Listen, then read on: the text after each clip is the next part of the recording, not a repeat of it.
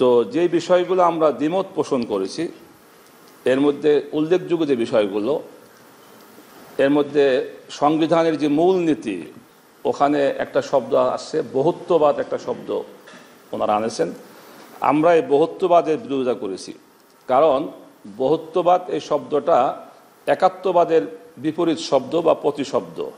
এর দ্বারা আল্লাহ যে এক, মানে এটার একটা বিরোধিতা বোঝা যায়। এজন্য আমরা সংবিধানের মূলনীতি থেকে এই বহুত্ববাদ শব্দটিকে বাদ দেওয়ার জন্য আমরা জোর প্রস্তাব করেছি।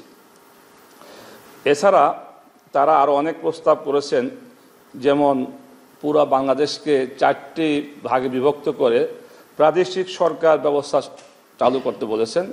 আমরা এই প্রস্তাবের সাথে দ্বিমত পোষণ করেছি, কারণ আমাদের বাংলাদেশ ভৌগোলিক আকারে ছোট্ট একটি দেশ।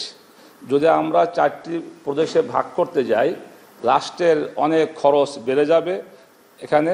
আর যেহেতু আমাদের যোগাযোগ ব্যবস্থা কাছাকাছি, আমরা ইচ্ছা করলে সেই আমাদের দেশের যে পূর্ব প্রান্ত টেকনাফ থেকে তেঁতুলিয়া যাইতে সময় লাগে 1 ঘন্টা।